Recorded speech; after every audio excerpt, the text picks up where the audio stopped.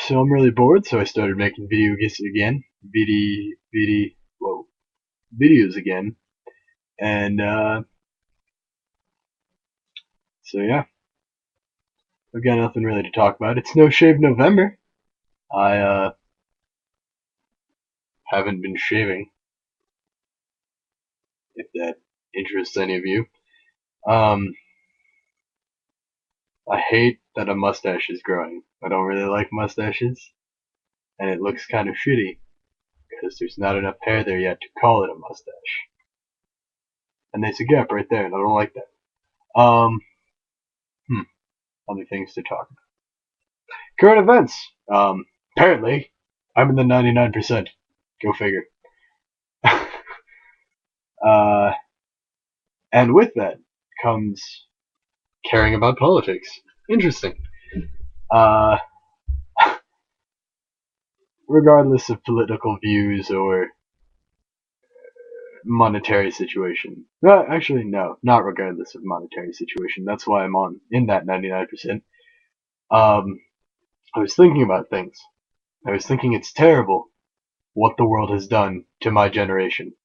Not on purpose, entirely. Uh, they added 7 years to being a teenager. Now people are teenagers till they're 25. I'm living at home. I'm 20. I live at my house with my parents. It's terrible. It's not that terrible. They like me, kind of. They haven't shut my internet off, so that's good. Um, but I'm lucky. I have parents that put up with my bullshit and sometimes join in my bullshit, mostly. Uh, and even with that, I have no money. I have none. I work in a job that I'm not going to tell you about because if they saw this, they'd probably get mad or something. Um, I will tell you, it is barely above minimum wage, and I am in a union. And I am very thankful for that union, even though I think a lot of unions are corrupt. Don't ever find this my union, please. Uh, it's just weird. It protects me enough, though, where I will put up with the bullshit. Um, I get raises, 10 cents every 6 months, if you can call that a raise. But I do get benefits after 2 years. Um, it's just not a good situation. But I'm luckier than most, and I will say that. I work with people that are like middle-aged women, single mothers with kids. I think that are working two jobs. I mean, I'm going to college, so that's like my second job. If I didn't go to college, I would probably have a second job, and it would be as terrible or more terrible or less terrible. It could be any one of those three. More importantly, I'm just astounded at these people that I work with that I feel like should be in better jobs than I have. I mean, I'm nothing. I'm 20 years old. I haven't even come out of college, and therein lies the scary part. College is breaking me. I think that's the word for it, or trying to. I don't know. I'm not gonna drop out. I want to say that first, in case any of my family sees this and is like, he's gonna drop out. But no, that's not gonna happen. If only because I need that piece of paper to prove I've done something with the last couple of years of my life. But I feel like we were told a story, and that story wasn't true. And then we were kind of pissed because what happened was the generation before us had to work hard to get where they were and didn't really like have to go to college. Like my parents, neither of them went to college. My dad went to trade school.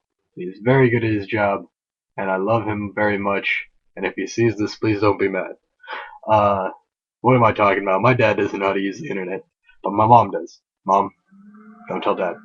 Uh, the more important thing is they're hardworking people, and they did that so that I could go to college and I could have the chance they never had. because everyone is supposed to give their kids that chance, apparently. And we were all told growing up, you got to get good grades in middle school, so you can go to high school. You got to go get good grades in high school so you can go to college. You got to go good grades in college so you can get a job. And the problem with that is getting good grades in college doesn't guarantee you a job. They also used fast food, primarily. Anything with menial labor, really. Manual labor, my bad. Manual labor, primarily, as a scare tactic. Not on purpose, just because they knew it would work. Um, if you don't go to college, you'll end up in Burger King for the rest of your life, was something that I heard a lot. And that was back when I worked at Burger King. But what they don't tell you is after college, you're still going to be working at Burger King, and you're going to have to try and find a job in a place where there's no jobs. And that sucks. There just seems like there's no way out. And I feel like I've been wasting many years of my life. I understand that I'm putting it forward to, like, saving all this time away so that I can make more money later. But I feel like I could be making more money now at a job I hate. That's a thing. So that's my take on the economy, if anyone wanted to know it. But, that's just my opinion. You can agree or disagree, and I will probably not care. I'll probably care if you agree, and I might care if you disagree if you are intelligent, willing to hear the other side. But, that's about it. So basically, if you're a rational human being, I'll care, and if not, fuck you. And on that note, let's go to free speech. I want to talk about free speech. This happened a while back. I think it was like 2009 or 2010. In an 8-1 decision, the Supreme Court ruled that protesting soldiers' funerals because you don't think gays should be allowed in the country. Let me repeat that. Protesting soldiers' funerals because you don't think gays should be allowed in the country was legal. And protected under free speech, which is astounding to me. Because here's my take on free speech as I have always thought it until this moment. And I'll tell you what I think about it now. What I thought about it before was that it was something that guaranteed me the right where I could say whatever I wanted about the government, and the government couldn't just throw me in jail. If I said, I don't like how the Congress doesn't do anything, and that's, again, my opinion, Congress can't just vote to send me away and make a law that says that if someone insults Congress, they get thrown out and thrown into jail, which is what I meant to say. What it has turned into is I can be an asshole and you guys can't do shit to me. More importantly, protesting a child's funeral is protected now. The Westboro Baptist Church can do that. Those people are fucked up. And that's my opinion. And if they have a problem with that, well, they can't do anything to me because it doesn't matter. I wouldn't say that normally. I would probably not say it on the internet, but I don't care anymore. Because free speech has guaranteed me the right to be an asshole. I can hate anyone and everyone openly, and there's nothing anyone can do about it. And that's terrible. I understand that people have their own opinions.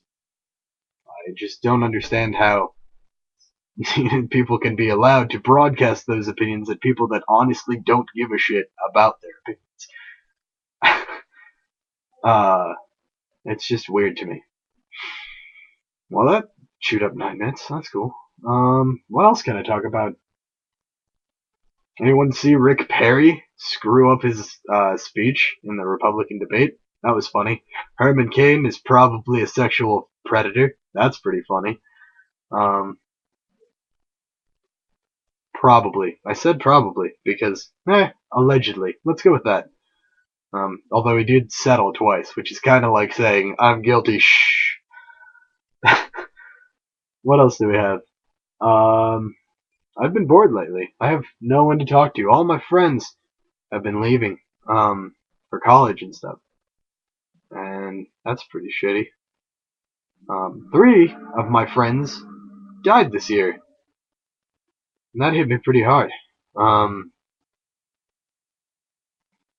kids from my town died, but I didn't know the 4th one. I'm sure he was a nice kid. And I wish I had known him. I think I'm going to talk about that. The first kid was the first kid was Mark Inga. Mark Inga was a great guy. He was the smoothest motherfucker you'll ever meet. This guy could charm any girl, scratch that, any person. And it was just like the second nature to him. He was great, and he never abused it. He really didn't. He was always nice. He never cheated on a girlfriend, and he was always the nicest person to that girlfriend that he could be. And he was one of the coolest people you would ever meet. I used to argue politics with him in SCCC's cafeteria. That's Sussex County Community College, because yes, I go to community college, high school too. The next kid that died was Max Briganti. Max was a really good guy. Me and him used to play frisbee a lot. He allegedly OD'd on heroin, which is sad.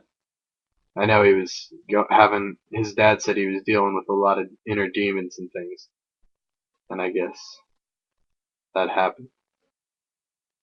But he was always a nice guy. He never did wrong by anyone that I know, and if he did, he apologized.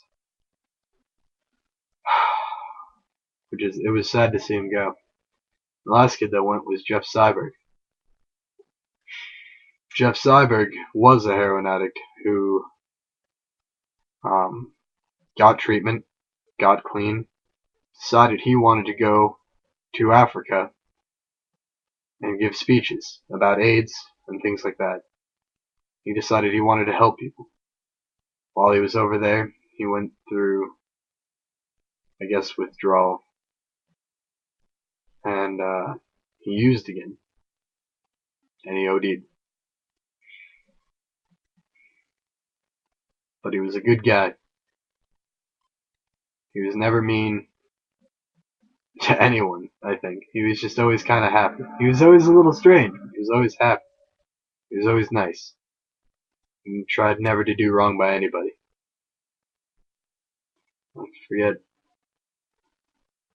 I'll never forget, actually, is what I meant to say. I'll never forget, he was at band camp, because we were in marching band together. And he came into the cafeteria. A cafeteria filled with kids at football camp and marching band camp. Like, there must have been 2,000 students wearing panties and a spaghetti strapped top that said Bratty Chick.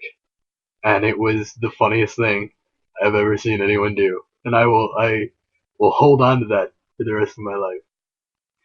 He was a great guy. He was really funny. And he will be missed. So I guess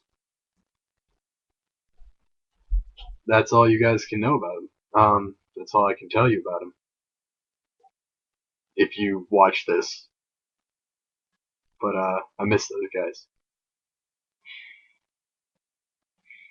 And on that depressing note, I guess I'll finish because I'm almost out of time.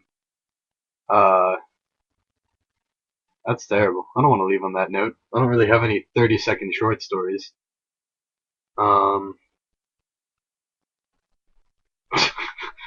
Sorry. Sorry if I ruined your day. Sorry if I was a terrible person and talked about the death of my friends.